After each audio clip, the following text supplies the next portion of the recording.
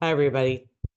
Today we're going to talk about the increase in houses and the crash, okay? We're going to talk about the crash because I get comment after comment after comment after comment about how prices are going to drop, and how, the bottom's going to fall out of everything and the values are going to go way, way down.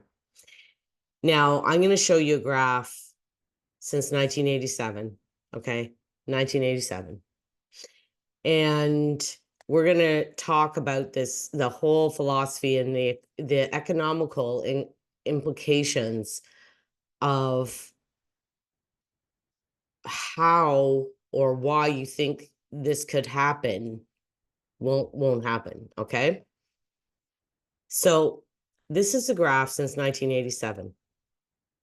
And this is from the Toronto board, so it's close to home.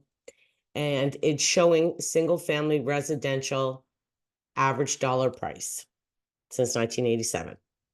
So now, as you can see, there's up, there's dips, right? I actually sold my house right here in 1986 and lost $40,000 on it. It was a new build.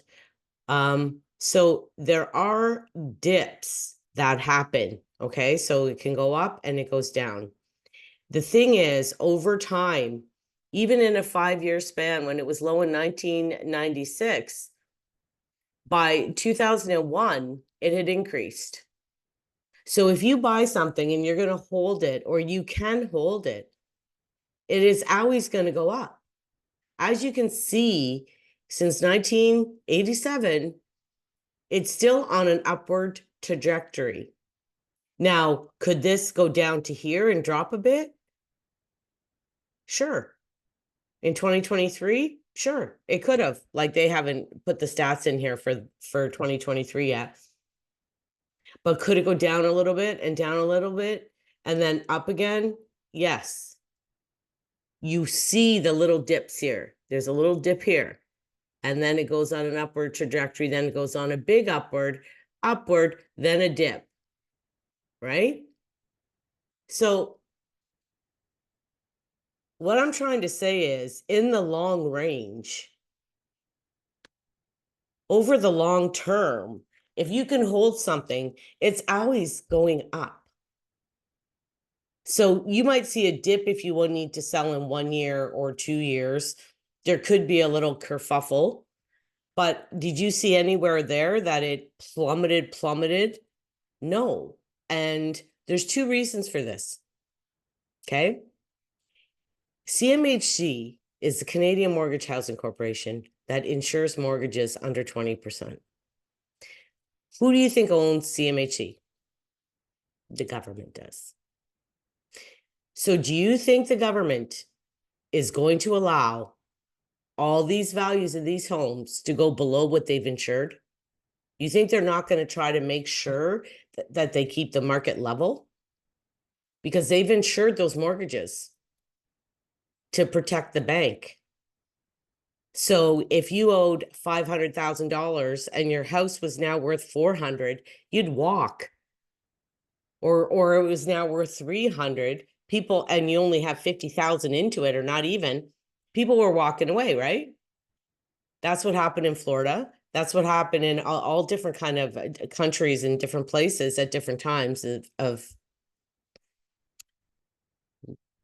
I don't know what you want to call it.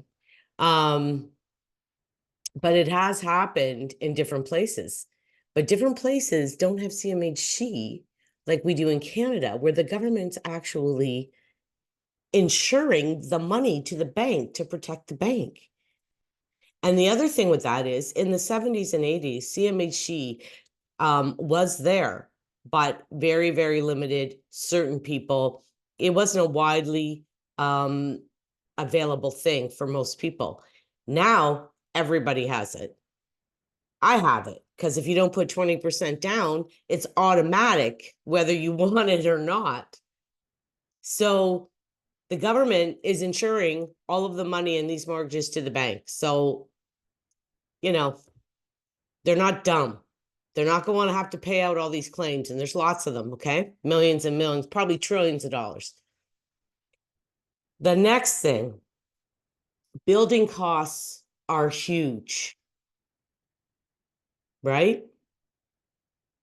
Wages, the building materials, the cost of carrying the money, getting the loans from the bank.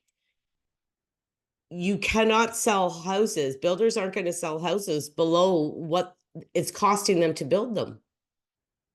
And as long as the building costs keep going up and up and up, and Canada needs housing, right? We're not going to meet the housing needs. Apparently, we're not going to meet them. So builders have to build because we don't have enough houses, and it's costing them a lot more money. How do you think the house prices are going to plummet and go down nothing? Logically, this cannot happen.